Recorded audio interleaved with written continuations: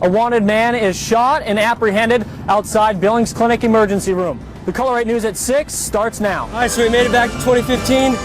Got the Pepsi Perfect, got the Sports Almanac, and today's the future. And temperatures in the chamber reach up to negative 274 degrees.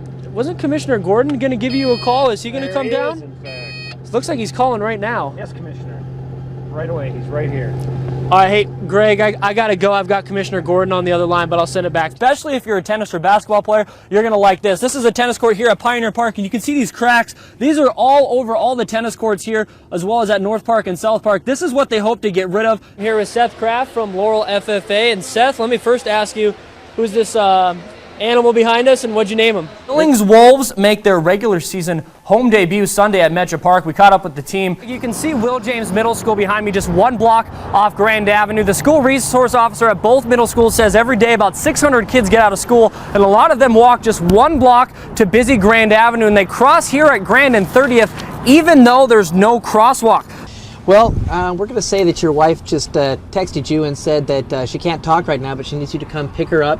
Okay. She was in a little bit of an accident with some kid that was texting and driving. Okay, so something I definitely want to respond to, so we'll just get right into it here. The intersection here at 17th and Grand now has a free left-hand turn, but with that comes some longer wait times at this traffic light. Yellowstone County Sheriff Mike Linder says 2 deputies responded to a burglary call here near Huntley around 5 p.m. tonight. I know you're trying to keep your identity a secret, but a lot of people know that you are, in fact, Bruce Wayne, and you come from a wealthy family, and a lot of us have a lot of things to be thankful for. Maybe just kind of talk about this time of year and why, as Batman, you think it's important to give back.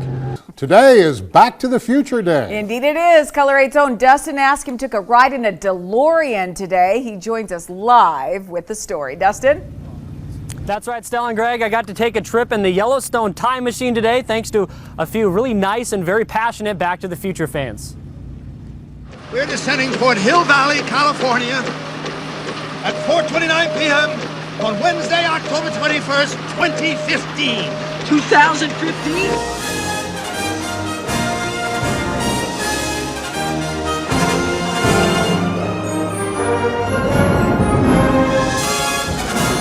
It's kind of our day, you know, fans of the movies that really want to embrace what the movies were all about. This is kind of our day to do that. Nicholas Lambert co-owns the Yellowstone Time Machine. He says he's been passionate about the movies since he was a little kid. I mean, some people's dream car is a Ferrari or a Lamborghini. This is mine. A few years ago, Lambert's friend and car enthusiast Vern Ball built the screen-accurate replica. They take it to Comic-Cons and various events, but does it really take you back in time? Does transport you, sit in there, and the smiles or whatever memory or whatever you're thinking you wish you could undo, redo. Everybody has that thought and that dream. Turns out Vern was right. We're stuck in 1985 and we got to find a way back to the future. Are you ready, Doc? Great Scott! All right, let's go. We gotta go. As we drove around Billings searching for plutonium to power our DeLorean in the year 2015, Justin Voller says there are 5 DeLoreans in Billings and only about 5,000 left in the world. And because of the DeLorean, Vern and I are good friends, and we work on them together, and we've just hung out. It's an eclectic community. I mean, Justin's considerably younger than me, and yet you have that same interest. Roads, where we're going, we don't need roads. All right, so we made it back to 2015. Got the Pepsi Perfect, got the Sports Almanac, and today's the future. Fans are arriving here at Shiloh 14 right now, checking out all 3 of the DeLoreans. If you want to take a ride, visit our Facebook. You'll find all the details there. I kind of give them a little damage assessment and everything from lucky no damage to help flight brought to you, basically bringing you back to the hospital, and trauma team activation is the high score. Okay, so consensus, it's kind of difficult detection drive, and I think this definitely proves it, right?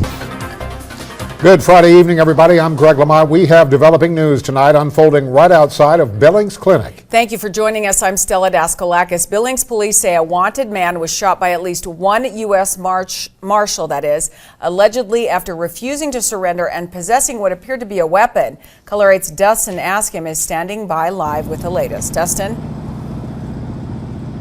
Stella and Greg, at about 3 p.m., a wanted man was shot and apprehended by members of a U.S. Marshal task force, according to Billings Police Lieutenant Mark Cady.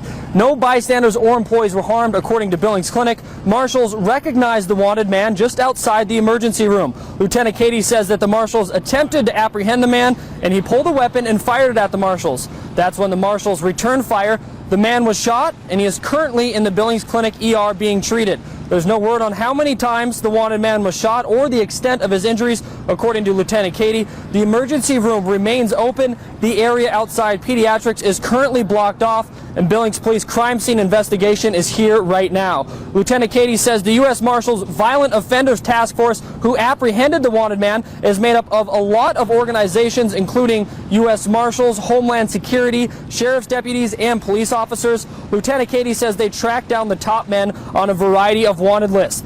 Billings is home to the only cryotherapy chamber in the entire Pacific Northwest, according to N2 Cryotherapy. Color 8's Dustin Askim went on assignment to find out why people in the Magic City are entering the chamber. That last 25 seconds is the worst. It is. After surgery, pills, and other methods for pain relief didn't work, Craig Hall does cryotherapy 3 or 4 times a week. Working as a machinist, he suffered a major collarbone injury a few years ago. I needed something that would actually help the pain.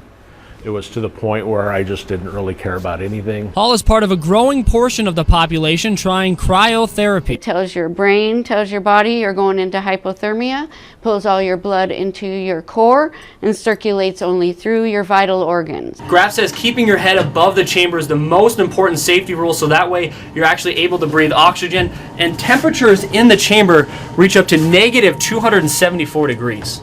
Cindy Graf opened N2 Cryotherapy in Billings this July. From decreased inflammation, improved skin, and better sleep, she says the list of reported benefits is a long one. It works with each person differently. 81-year-old Leona Johnston says cryotherapy helps her do yard work without feeling too sore. But I do notice when I come out of here, come out of a treatment here, I'm less stiff, and it's a lot more comfortable.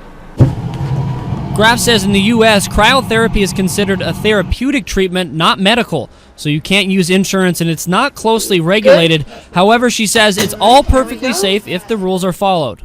I never leave anybody in there by themselves.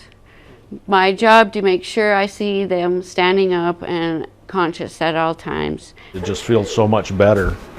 I can't really explain it, I don't understand it, but it works. Right now, one side of traffic is going and the other is completely stopped. So around 5 o'clock, it can definitely get backed up. Coming up at 6, we'll talk about how that can affect some of the businesses in this area. Until then, live on Grand Avenue, Dustin Askim, Color 8 News.